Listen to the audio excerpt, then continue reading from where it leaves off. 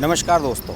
चुनाव के इस माहौल में कुछ भी हो सकता है और ममता बनर्जी जो कि अब तक ये आरोप लगाती रही हैं कि बीजेपी वाले पैसे के दम पर उनके नेताओं को तोड़ रहे हैं, उनके सांसदों को, उनके विधायकों को खरीद रहे हैं और दूसरी तरह के कि यहाँ पर हिंदू मुस्लिम माहौल क्रिएट करने का प्रयास कर रही है बीजेपी।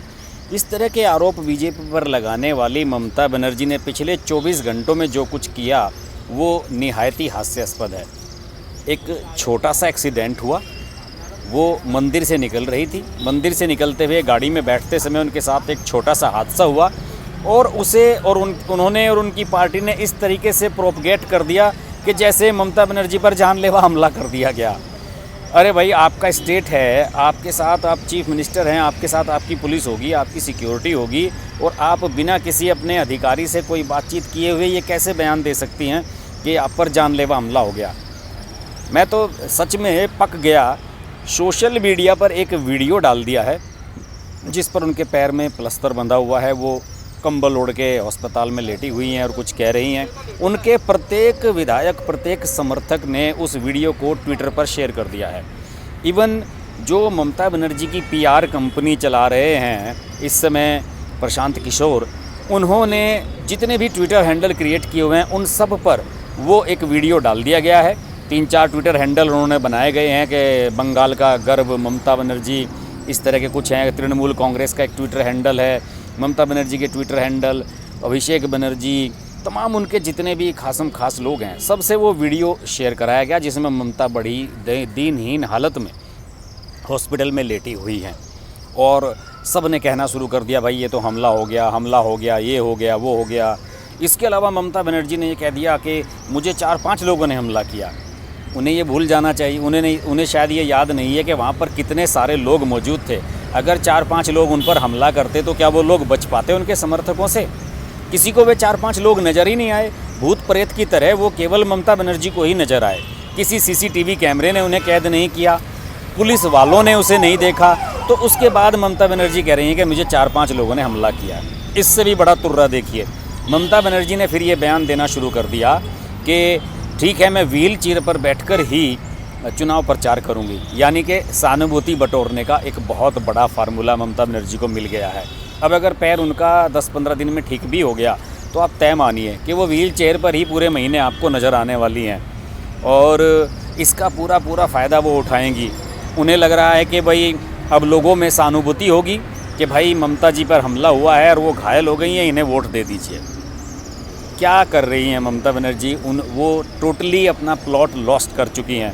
जिस तरीके से उन्हें चुनाव के संकेत इस प्रकार इस बार नज़र आ रहे हैं, नंदीग्राम में वो जो चुनाव लड़ रही हैं और उन्हें लग रहा है कि नंदीग्राम में शुभेंदु अधिकारी उन्हें हरा सकते हैं। तो इन सब चीज़ों को देखते हुए दोस्तों मुझे तो नज़र आ रहा है कि ममता बनर्जी ने ये इस मामले को एक प्रोपेगेंडा बनाने का एक प्रयास किया है और इस प्रोपेगेंडा से वो कितना लाभ उठा पाएंगी ये तो 2 मई को ही पता लगेगा।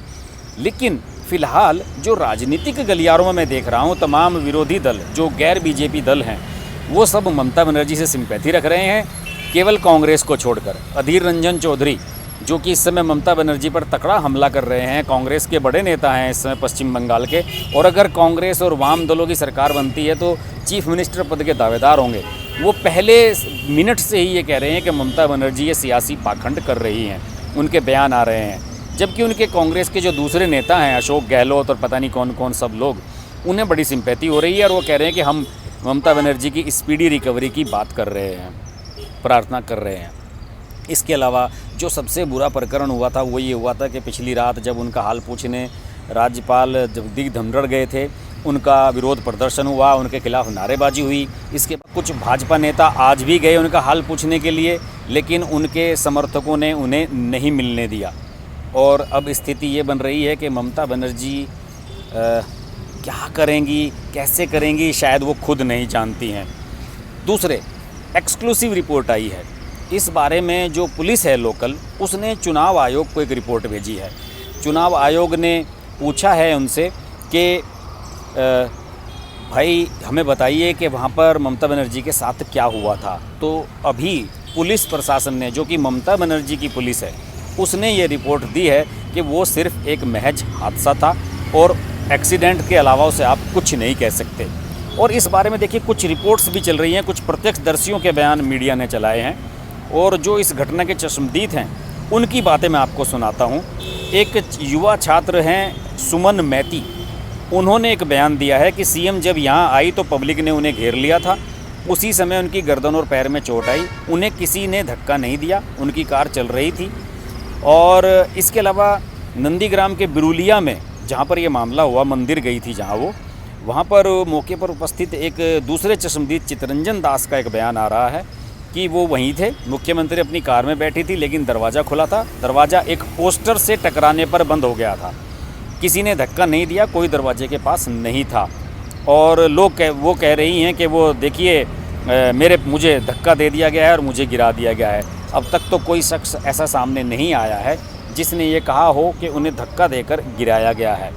तो दोस्तों, ये जो टोटल सिनेरियो इस समय पश्चिम बंगाल का बन रहा है, अब मैं इस नतीजे पर पहुंचा हूं कि अब दोस्तों ममता बनर्जी इसको पूरा कैश कराने की कोशिश कर रही हैं और हो सकता है कि इस तरह के वीडियो सोशल मीडिया पर और भी वायरल किए जाएं और हो सकता है कि चुनाव प्रचार ममता बनर्जी कम से कम दूसरे चरण में जो चुनाव है 1 अप्रैल में या 2 अप्रैल में, उसमें नंदीग्राम में मतदान हो रहा है।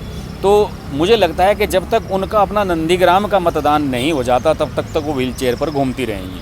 फिलहाल ममता बनर्जी के स्वस्थ होने की, उनके जल्दी रिकवर करने की प्रार्थना हम भी करते हैं और आशा करते हैं कि वो ठीक हो जाएंगी, वरना कल को कहीं अगर उनके साथ कुछ जीत हार वाला मामला हो गया तो लोग ये कहेंगे कि देखिए बीजेपी वालों ने साजिश करके उन्हें हरा दिया और वो बेचारी प्रचार नहीं कर सकी, अपने क्षेत्र में जा नहीं सकी, इसलिए उनकी पार्टी हार गई। और अगर लोगों को सहानुभूति हो गई तो जीत तो जाएंगे ही, दोनों हाथों में लड्डू है। देखते हैं क्या होता है। खैर, पश्चिम बंगाल का चुनाव है, बेहद इंटरेस्टिंग हो रहा है दोस्तों। इसमें वो हो रहा है जो अब तक किसी चुनाव में देखने को नहीं मिला। हम इस पर लगातार नज़र बनाए रखेंगे। देखते रहिए हर्ष की बात लाइव। नमस्कार। अगर आपको हमारी वीडियो पसंद आई तो वीडियो को लाइक करें, चैनल को सब्सक्राइब करें और नोटिफिकेशंस के लिए बेल आइकन को प्रेस करें।